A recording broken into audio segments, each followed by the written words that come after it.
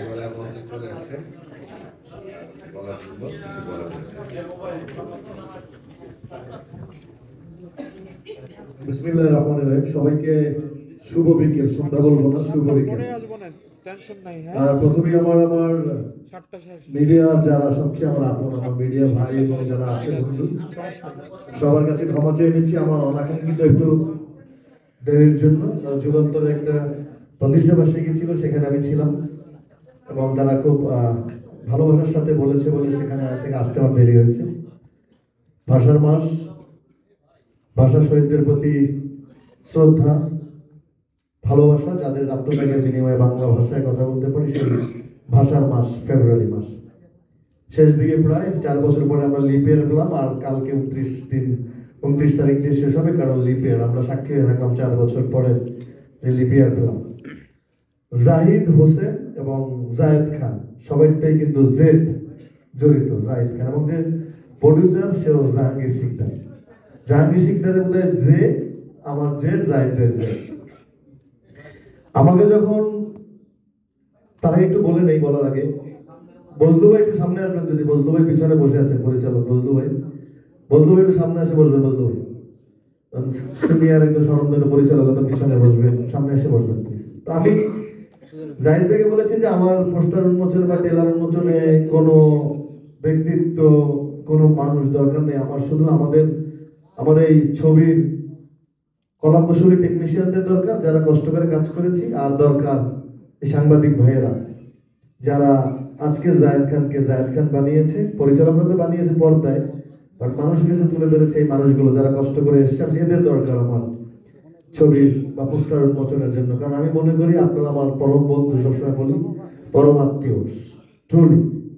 যার কারণে আমাদের দরকার নেই এমন কোনো ব্যক্তিত্ব এনে পোস্টার উন্মোচন করে। কষ্ট করেছে জাহিদ ভাই, টাকা ইনভেস্ট এনার, এই মানুষগুলো, এই প্রতিটা শিল্পী কলাকুশলী ছবির, তারা এই হকদার ভাগিদার এই সোনার চলে। আমি জীবনে 2টা সিনেমা অনেক বেশি কষ্ট করেছি, একটা ছিল মালেক আফসারের অন্তর্জাল, আর হচ্ছে জাহিদ হাসানের সোনার চল। কেন কষ্ট বলি আপনাকে, আমি যেহেতু ওয়েল মেনটেন করি, আমাকে জাহিদ ভাই অনেক কষ্ট করিয়েছে। জাহিদ ভাই সামনেই বলি, কনকনে যেন সত্য প্রবাহ, তখন আমাকে 3 দিন পর 6টা-7টার সময় পিরোজপুরে কাদার মধ্যে ফেলে রেখেছে। আপনারা দেখেছেন যে পোস্ট অনেক ভাইরাল হয়েছিল। অনেক কষ্ট করেছি, কিন্তু আপনারা বোঝেন তো, নদীর ধারে বরিশালের ছেলে আমি, সেই পানি কাদার মধ্যে পড়ে থাকা অনেক কষ্টের। কিন্তু তো সেই কাদার মধ্যে পড়েছিলাম। তারপরে কালীগঙ্গা নদী আছে অনেক বড়, সেখানে আমাকে নৌকার থেকে ঝাঁপ দিয়ে, আমি মনে করেছিলাম পাশেই বোধহয় ট্রলারটা থাকবে, পরে ডুব দিয়ে উঠে দেখি 2.5 কিলোমিটার থেকে 1 কিলোমিটার দূরে তারা ট্রলার নিয়ে আসে, তখন সাঁতরে আসতে হবে।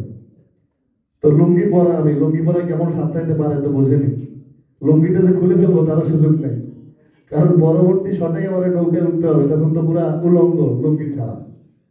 তো লুঙ্গিটাও খুলতে পারিনি, সাঁতার জানি বলে কষ্ট করে যখন 1/2 কিলোমিটার 1 কিলোমিটার সাঁতরে আসলাম, তখন যেখানকার মাঝি বললো গত 4-5 দিন আগে এখান থেকে একটা গরু কুমিরে নিয়ে গেছে। তো সেটা শোনার পর মনে হচ্ছে পাজানি মনে একটু টানছিল, মানে মনের বাগে গিয়েছে। তো ছবিটা জাহিদ ভাই সম্পর্কে বলার কিছু নেই, জাহিদ ভাই অনেক যত্ন করে ছবি বানায়। তার আগে মাতৃত্ব, তার আগে জাহিদ ভাই আরো অনেক ছবি আমরা দেখেছি। একদম পারফেকশনিস্ট একজন মেকার, সে হচ্ছে জাহিদ হোসেন।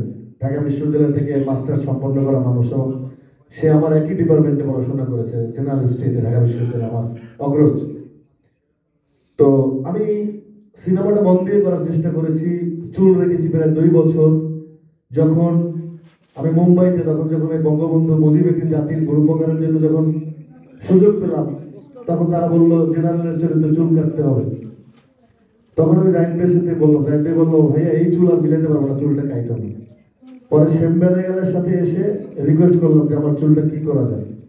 তখন এই চুলের সাইড কেটে সারা রাত বসে তারা, যেখানে মুম্বাইয়ের মেকআপ ম্যানের, আমার চুলটা উপরে ক্লিপ করে আমাকে ক্যাপ দিয়ে যেভাবে চরিত্রটা করার চেষ্টা করেছে, কারণ এই চুল আবার বড় করা খুব কঠিন হবে। আর জাহাঙ্গীর ভাই আসলে প্রডিউসার, আসলে ডিরেক্টর